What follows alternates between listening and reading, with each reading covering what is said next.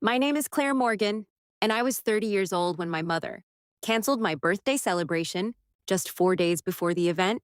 It wasn't because someone had fallen seriously ill or because an unexpected tragedy had struck our family. She canceled it because my younger brother, Ethan, had once again managed to become the center of everyone's attention at the exact moment my life was finally supposed to matter. "We're not having your birthday dinner," my mother said the instant I answered the phone. "Your brother needs the family right now." I looked around my apartment at the unopened decorations, the personalized menus I had designed myself, and the list of nearly 50 guests who had already confirmed they would attend.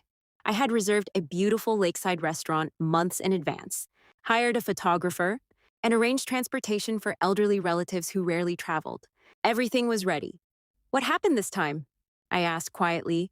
"He lost another investment," she replied. "He's devastated, Claire. You know how sensitive he is?" Before I could answer, my father sent a text that simply read, "You're the mature one. Please don't make this harder." Those words were painfully familiar. I had heard different versions of them my entire life. Whenever Ethan failed a class, my achievements became less important. When he crashed his third car, my college graduation was barely acknowledged. When he quit another job, my promotion was postponed because everyone had to focus on encouraging him. Somehow my ability to cope had become permission for everyone else to ignore me. Still, something about this latest cancellation felt different. Only 2 days earlier, Ethan had joked that I was making too much fuss over turning 30. Then, almost overnight, he announced he was experiencing a personal crisis that required the entire family to stay beside him. Instead of arguing, I quietly canceled nothing except my own participation. I transferred the restaurant reservation to a veterans charity hosting a fundraising dinner, packed a single suitcase, withdrew every dollar from the joint savings account my parents still had limited access to because of an old family arrangement, and drove toward my late grandmother Eleanor's countryside estate, a place my mother had spent years insisting was too isolated to visit alone. She always claimed the old property was falling apart and that nothing of value remained there except memories. I believed her because questioning my mother had never seemed worth the emotional battle. By the time I reached the estate late that evening, rain covered the long gravel driveway and the lights inside the old manor were glowing. An elderly woman stepped onto the porch carrying an umbrella. She introduced herself as Margaret Ellis, my grandmother's longtime attorney and closest friend.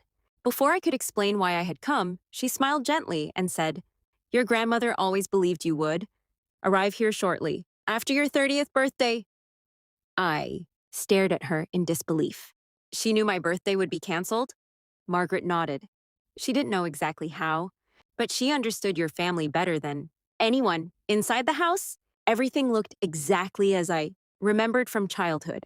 My grandmother's piano still stood beside the fireplace. Shelves overflowed with gardening books, and framed photographs showed summers filled with laughter that somehow disappeared whenever my parents were around.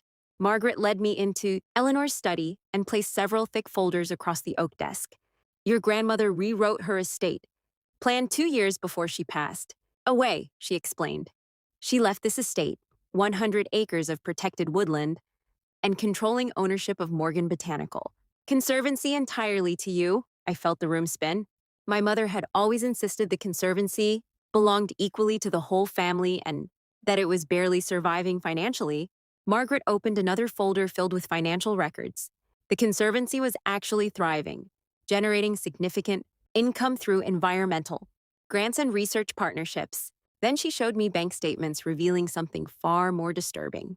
During the 18 months after my grandmother's death, my mother had transferred hundreds of thousands of dollars from conservancy accounts into businesses connected to Ethan, failed restaurants, cryptocurrency investments, luxury vacations disguised as business conferences, and expensive vehicles had all been funded using money that never belonged to them. The total exceeded $380,000. "Your grandmother discovered the first unauthorized withdrawals before she died," Margaret said quietly. "That's why she changed the trust. She believed your mother would continue taking money until someone finally stopped her." My hands trembled as I opened the final envelope addressed personally to me. Inside was a handwritten letter. "Claire, if you're reading this, it means the pattern never ended. Your mother mistakes sacrifice for love and believes responsibility. should always belong to the child who complains the least. Never allow kindness to become permission for someone else to steal your future. Protect this land because it represents everything our family once stood for before greed replaced gratitude. I lowered the letter and suddenly understood why my birthday had been canceled. My mother never cared about Ethan's latest crisis. She needed me distracted while she finalized documents extending her control over the conservancy before I discovered I legally owned it.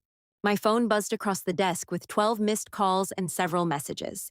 My mother wrote that everyone was worried and begged me to return home immediately because important paperwork regarding my grandmother's estate needed my signature. Ethan's message was shorter. Stop being selfish. Mom is already stressed enough without you making everything worse. I placed the phone face down without replying.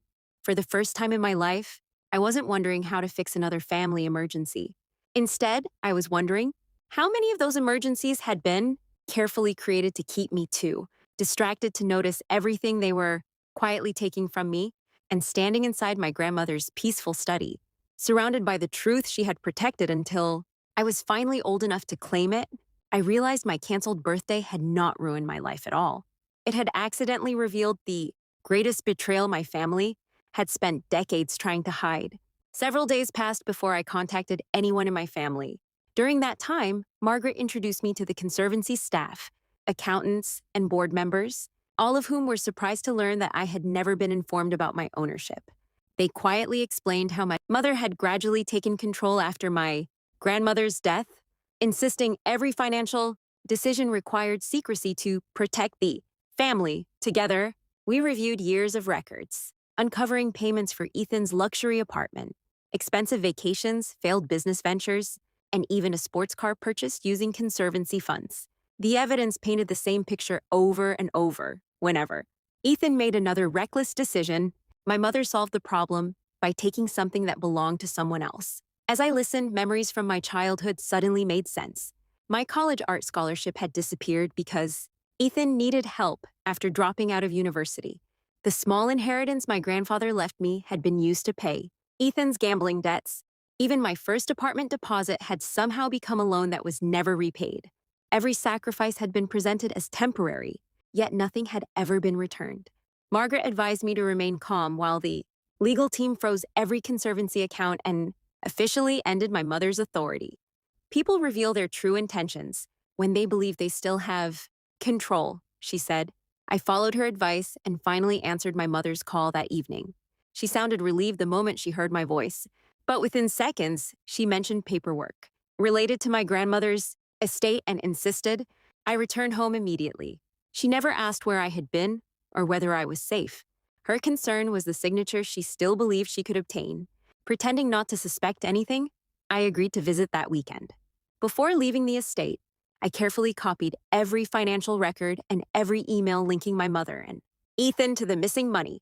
Among them was a message sent just 2 days before my canceled birthday. Ethan had written, "Are you sure she'll sign?" My mother replied, "She always does. Just keep her distracted until everything is finalized." Reading those words erased any remaining doubt. My birthday had never been the problem. I had simply become an obstacle, standing between them and the inheritance they wanted to control. When Saturday arrived, I walked into my parents' house carrying a slim folder while Margaret waited nearby in case legal assistance became necessary.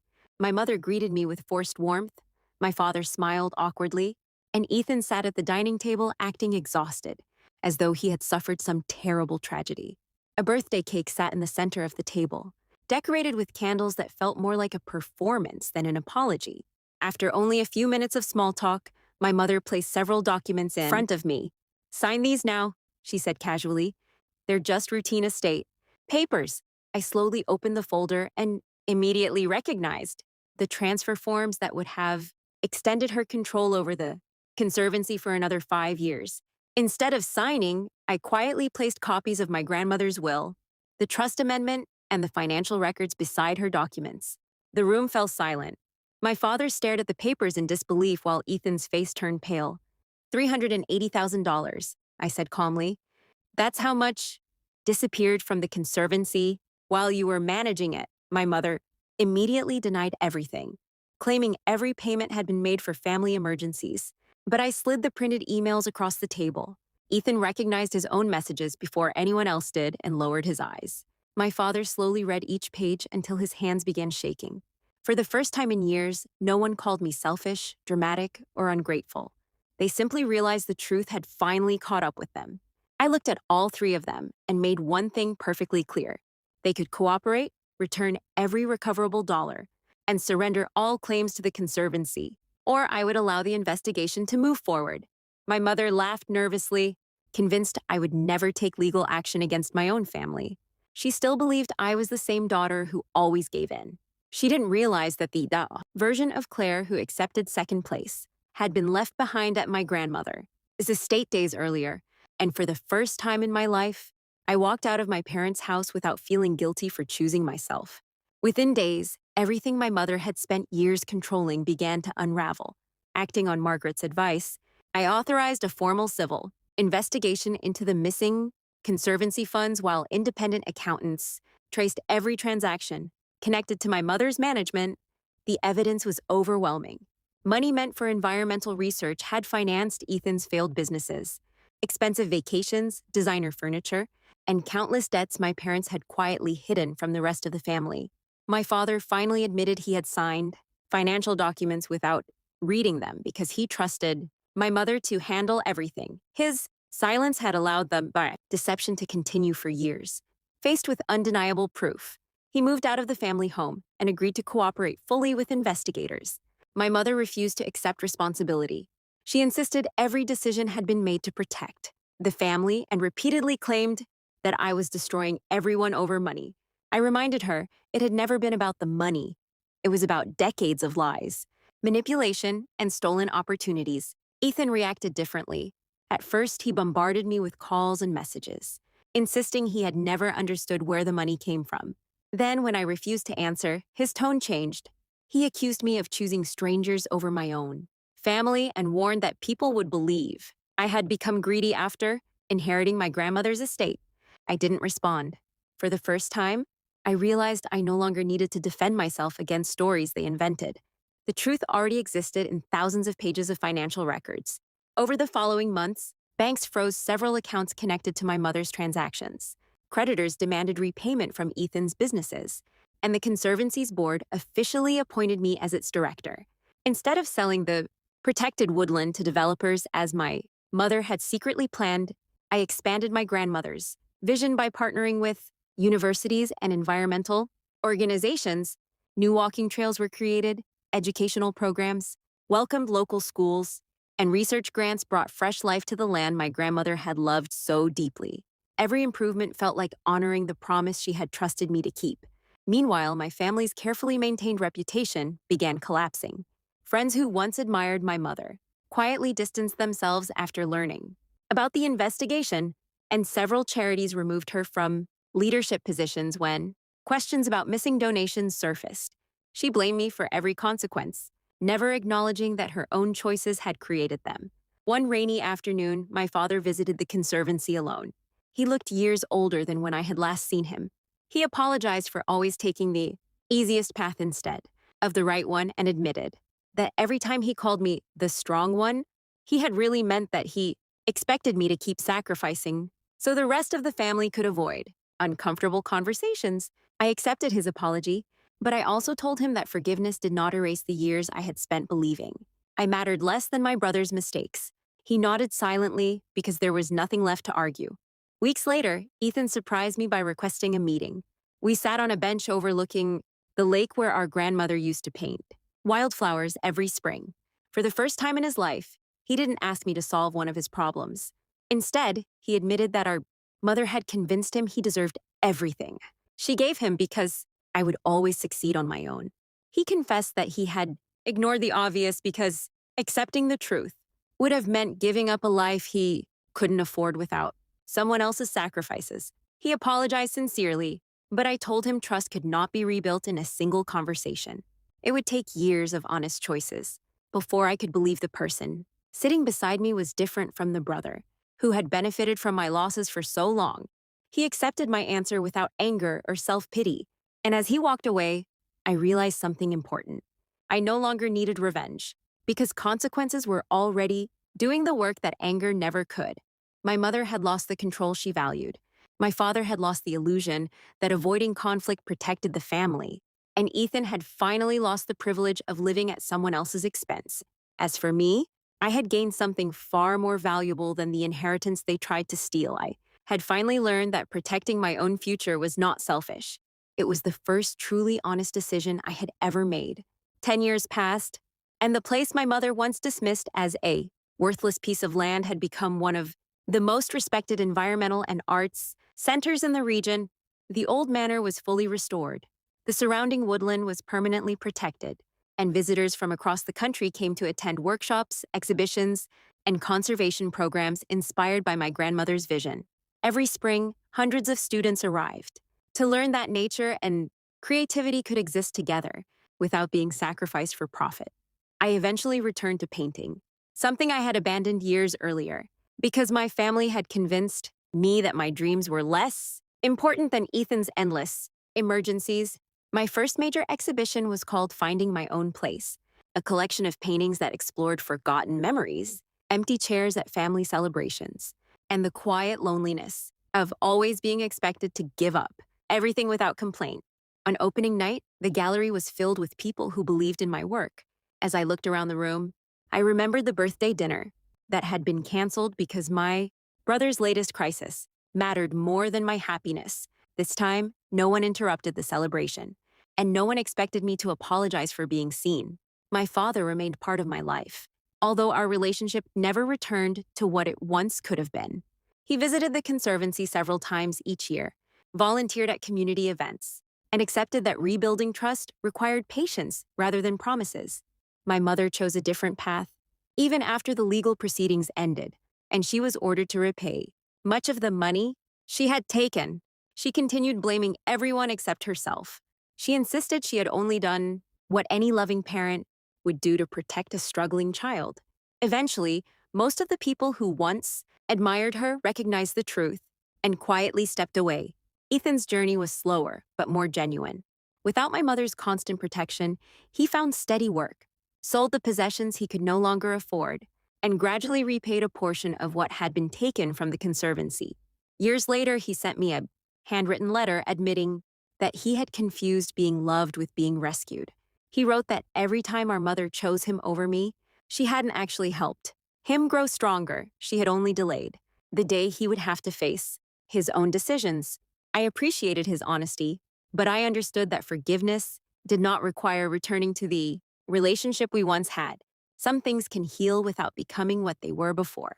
On my 40th birthday, the Conservancy hosted a celebration beneath the old oak trees where my grandmother and I used to spend summer afternoons sketching wildflowers. More than 200 guests attended, including artists, students, researchers, neighbors, and families whose lives had been changed by the work we had built together. As the sun began to set, Margaret handed me one final envelope that my grandmother had instructed her to deliver exactly 10 years after my 30th birthday. Inside was a short handwritten note. Claire, if this letter reaches you, then you finally discovered that real strength is not measured by how much you endure for others. It is measured by the courage to stop accepting less than you deserve. Never confuse peace with silence, and never mistake guilt for love. The people who truly care about you will celebrate your happiness, not compete with it. Happy birthday, my dear. I always knew you would find your way. Love, Grandma. I folded the letter carefully and looked around at the people laughing, talking, and celebrating together. For the first time in my life, I understood that family is not defined by the people who demand endless sacrifice. It is built by those who respect your boundaries, celebrate your victories, and never expect your dreams to disappear so theirs can survive. That night, as everyone gathered to sing happy birthday, I closed my eyes before blowing out the candles. I didn't wish for revenge because life had already delivered justice through truth and consequences. Instead, I wished that anyone who had spent years believing they existed, only to carry someone else's burdens, would one day discover what I finally had. Walking away from the people who repeatedly break your heart is not weakness. Sometimes it is the bravest decision you will ever make, and sometimes the life waiting on the other side is greater than anything you ever imagined.